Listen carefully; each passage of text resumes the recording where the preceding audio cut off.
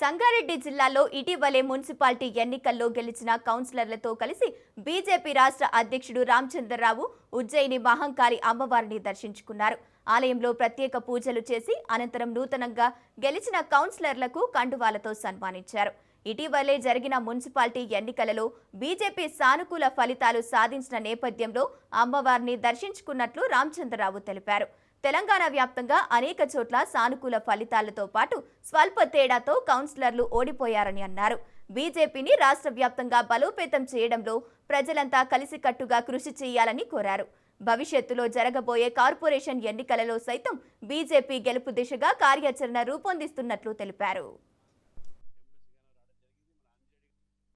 తెలంగాణ రాష్ట్ర వ్యాప్తంగా అనేక ప్రాంతాల్లో భారతీయ జనతా పార్టీకు మంచి ఒక పరిణామాలు వచ్చినటువంటి ఒక పరిస్థితిలో మాకు మొట్టమొదటిసారిగా సంగారెడ్డి జిల్లాలో అనేక ప్రాంతంలో ఫస్ట్ టైం బీజేపీ గెలిచినటువంటి ప్రాంతాలు ఉన్నాయి. మొత్తం జిల్లాలో 16 పైగా కౌన్సిలర్స్ గెలిచినాము. మళ్ళీ వాళ్ళందరూ కూడా ఇక్కడ ఈరోజు మహంకాళి ఒక దేవి అనుగ్రహానికి వచ్చారు. రానున్న రోజుల్లో తెలంగాణలో ప్రజలు సుభిక్షంగా ఉండాలి, సస్యశ్యామలంగా ఉండాలి, దాంతో పాటు పార్టీ కూడా పెరగాలి అనేటటువంటి ఆలోచనతో మన కరీంనగర్ కార్పొరేటర్స్ అందరూ కూడా మహాకాళి భాగ్యలక్ష్మి టెంపుల్, ఈ రోజు సంగారెడ్డి జిల్లా సంబంధించిన వాళ్ళు మహాకాళి టెంపుల్స్ గాను రావడం జరిగింది. మన అంజిరెడ్డి గారు ఎమ్మెల్సీ గారు, అదేవిధంగా గోదావరి గారు జిల్లా అధ్యక్షురాలు, మరి అదేవిధంగా విజయపాల్ రెడ్డి గారు మాజీ ఎమ్మెల్యే, రాజేశ్వర్ దేశపాండే గారు, సుభాష్ రెడ్డి గారు, వీరందరూ కష్టపడి ఈ రోజు ఇక్కడ పార్టీని గెలిపించే ప్రయత్నం చేశారు.